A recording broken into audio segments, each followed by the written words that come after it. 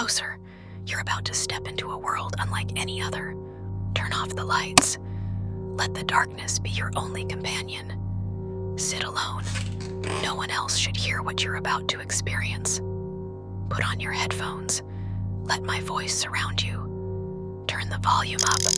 Let every sound seep into your mind. Immerse yourself into the world of Creepy Man. He's waiting for you.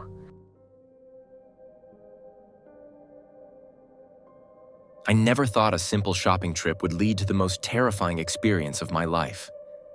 My name is Mark, and I was 20 years old when I stumbled upon an old store in the quiet outskirts of town. The sign read, "Antiques and Oddities," and the place looked like it hadn't been touched in decades. Curiosity got the best of me, and I decided to check it out. As I stepped inside, the air was thick with the scent of aged wood and musty books. The store was crammed with peculiar items, vintage furniture, ancient books, and bizarre trinkets. An eerie silence hung in the air, broken only by the occasional creak of the floorboards beneath my feet. My eyes caught sight of a small, intricately carved wooden box on a dusty shelf. It seemed out of place, almost calling to me. I reached out and picked it up, feeling a strange energy emanating from it. The shopkeeper, an old man with piercing eyes, appeared out of nowhere and warned me, "Be careful with that. It has a dark history." Ignoring his warning, I bought the box and brought it home. My apartment was small but cozy, filled with the usual clutter of a 20-year-old's life. I placed the box on my desk and went about my day, not realizing the nightmare I had invited into my home. That night, I was jolted awake by a loud bang. My heart pounded as I searched for the source of the noise. The box had fallen off the desk and lay open on the floor.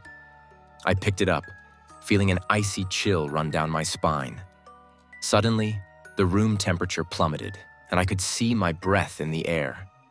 Strange things began happening. Objects moved on their own, lights flickered, and I heard whispers in the dead of night.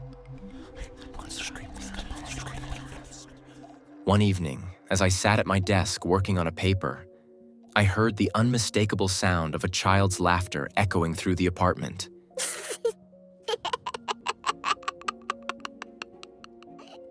It was faint, but unmistakable. I lived alone. The next night, I woke up to find the box had moved again, this time to the kitchen table. I hadn't touched it. I started to feel like I was being watched, a constant prickling sensation on the back of my neck. I decided to set up a camera to see if I could catch anything unusual. Reviewing the footage the following morning, I saw a shadowy figure move across the room and stop at the box. It was grainy and hard to make out, but it was definitely there. My heart raced as I replayed the video, hoping it was a trick of the light.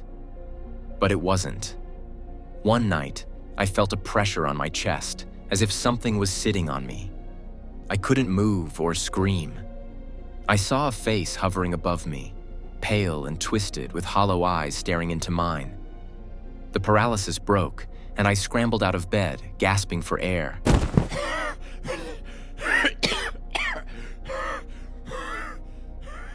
Desperate for answers, I started researching the box.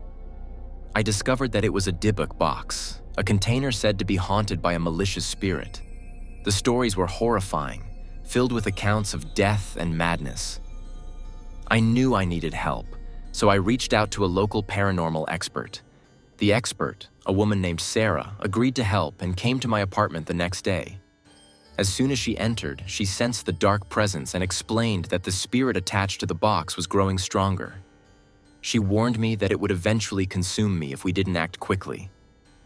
We conducted a seance to try and communicate with the spirit. The air grew thick and the room darkened. Sarah chanted in an ancient language, and the box began to rattle violently.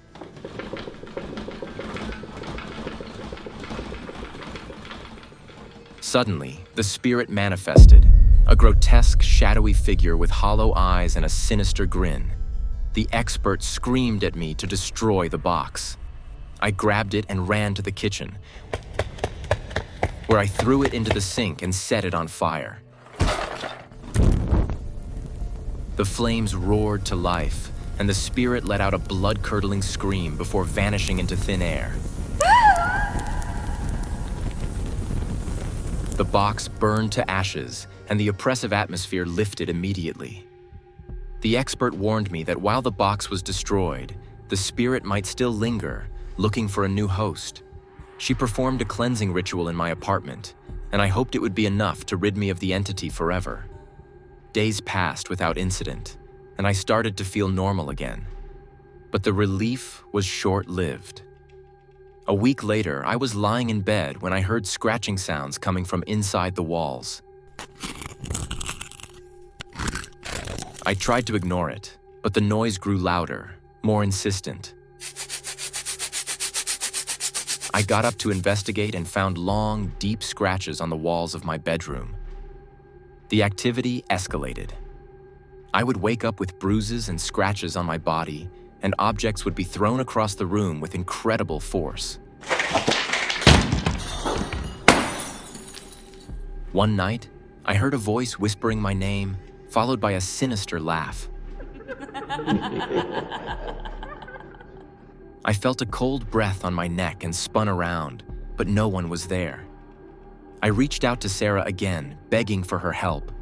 She returned and sensed that the spirit was indeed still present, feeding off my fear.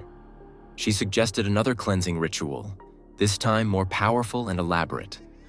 We gathered the necessary materials and began the ritual at midnight. As Sarah chanted, the room grew colder and the lights flickered. A low growl emanated from the shadows, and the walls seemed to close in on us. The spirit appeared again, more menacing than before, its hollow eyes burning with anger. It lunged at us, but Sarah held it back with her incantations. The battle lasted for what felt like hours, but Sarah's determination never wavered. With a final, powerful chant, the spirit let out a deafening scream and disintegrated into nothingness. The room fell silent, and the oppressive atmosphere lifted once more. Sarah assured me that the spirit was gone for good this time. Life slowly returned to normal, but I couldn't shake the feeling of being watched. I took extra precautions, hanging protective charms and sprinkling salt around the doors and windows. I had learned my lesson and vowed never to dabble in the unknown again. Even now, years later, I still feel uneasy when I think about that box. The memory of those terrifying nights haunts me, but I take comfort in knowing I survived. If there's one thing I learned, it's that some things are better left alone, hidden away in the dusty corners of old stores. If you enjoyed this story and have a chilling tale of your own, we'd love to hear it. Whether it's something you've experienced yourself or a story you've heard, send it our way, and it might just become the next episode. Your story could be the one that leaves everyone sleeping with the lights on. So don't forget to like, share, and subscribe, and hit the bell icon so you never miss a fright. Your support means the world to us, and we can't wait to bring you more exciting content. Stay safe, stay curious, and keep the lights on. Until next time, sweet dreams, if you dare. See you in the next video. Bye.